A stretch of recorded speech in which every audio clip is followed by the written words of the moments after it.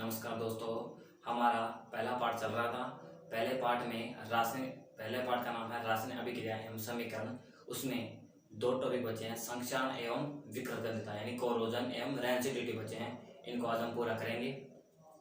चलो देखते हैं हमारे कौन कौन से बचे हैं। दो टॉपिक बचे हैं। कौन कौन से? संक्षारण एवं विकृतता। संक्षारण क्या होता है, विकृतता क्या होती है, इसके बारे में देखेंगे। चलो सबसे पहले देखते हैं संक्षारण के बारे में।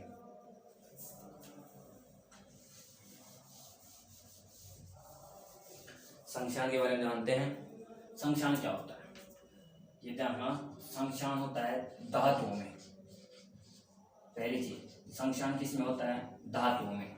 अगले देखते हैं संक्षारण की शर्तें क्या है। संक्षारण की शर्तें क्या है?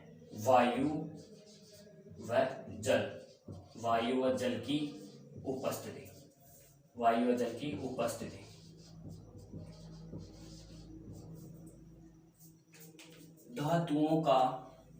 धातुओं की सतहें जल, वायु व जल की उपस्थिति में अपघटित होना संक्षारण क्या लगता है? क्या हो जाती हैं? अपघटित हो जाती हैं। यानी कि धात्विक सतहें अपघटित हो जाती हैं। क्या हो जाती हैं? अपघटित हो जाती हैं। किसके कारण? धातुओं की सतहें अपघटित हो जाते हैं। किसके कारण? संक्षारण के कारण। संक्षारण के लिए दो शर्तें आवश्यक हैं। कौन सी?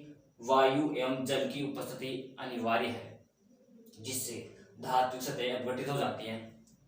अब इसके उदाहरण लेते हैं।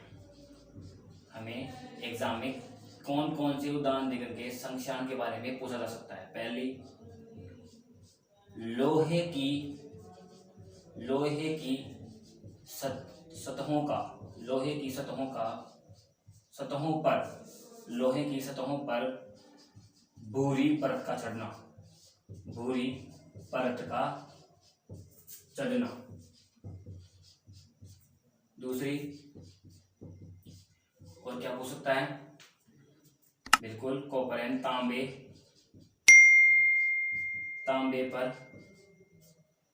पर हरी परत का चढ़ना। देखना, इन्हीं में से एग्जाम में क्वेश्चन पुटअप होगा, कंफर्म होगा, ध्यान रखें। तांबे पर हरी परत का चढ़ना। चांदी पर काली परत का चढ़ना। ध्यान रखिए क्या है एग्जाम में क्या पूछ सकता है। संक्षारण किसे कहते हैं? संक्षारण के उदाहरण दीजिए। तो संक्षारण की परिभाषा लिखनी है अपन को कि किसी भी धातु सतहों का वायु व जल की उपस्थिति में अपघटित होना संक्षारण कहलाता है। एग्जाम्पल, लोहे की सतहों पर भूरी परत का चढ़ना। दूसरा एग्जाम्पल, तांबे पर हरी परत का चढ़ना। तीसरा, चांदी पर काली परत का चढ़ना। किसके उदाहरण है? संक्षारण के उदाहरण है। और क्या पूछ सकता है? लोहे की सतहों पर भूरी परत का चढ़ना किसका एग्जाम्पल है? कोरोजन का, यानी कि संक्षारण का एग्जाम्पल है। दूसरा, तांबे पर हरी परत का चढ़ना किसका एग्जाम्पल है? संक्षारण का एग्जाम्पल है। तीसरे क्या पूछ सकता है? चांदी पर काली परत का चढ़ना किसका एग्जाम्पल है? संक्षारण का एग्जाम्पल है। ये हो गया संक्षारण के बारे में बेसिक, समझ में आ गया। चलो आगे बढ़ते हैं। अगला कौन सा था? विकृतगंधिता।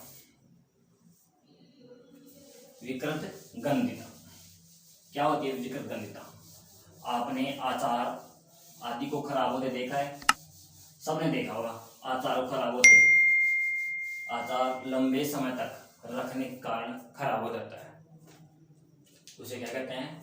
विकृतगंधिता।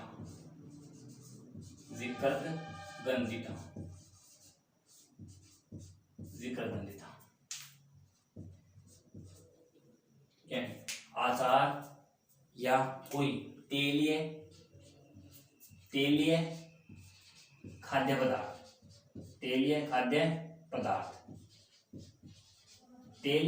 पदार्थों का लंबे समय तक रखने के कारण तेलीय खाद्य पदार्थों का लंबे समय तक रखने के कारण ऑक्सीजन द्वारा अपघटित होने पर उनके स्वाद में परिवर्तन आ जाता है, उसे विकृत गंधिता कहते हैं। शब्द की ओर जरा ध्यान दीजिए। विकृत मतलब बिगड़ना, विकृत मतलब बिगड़ना, और गंधिता मतलब गंध यानी स्वाद में। किसी तेलीय पदार्थों का लंबे समय तक रखने के कारण उनके स्वाद तथा गंध में बिगड़ाव यानी कि परिवर्तन, कौन सा परिवर्तन, खराब वाला परिवर्तन आ जाता है, उन्हें विकृत गंधिता कहते हैं। एग्जाम में क्या पूछता है, और विकृत गंधिता का कारण क्या है? विकृत गंधिता का कारण क्या है? क्या है विकृत गंधिता का कारण? विकृत गंधिता का कारण है ऑक्सीजन द्वारा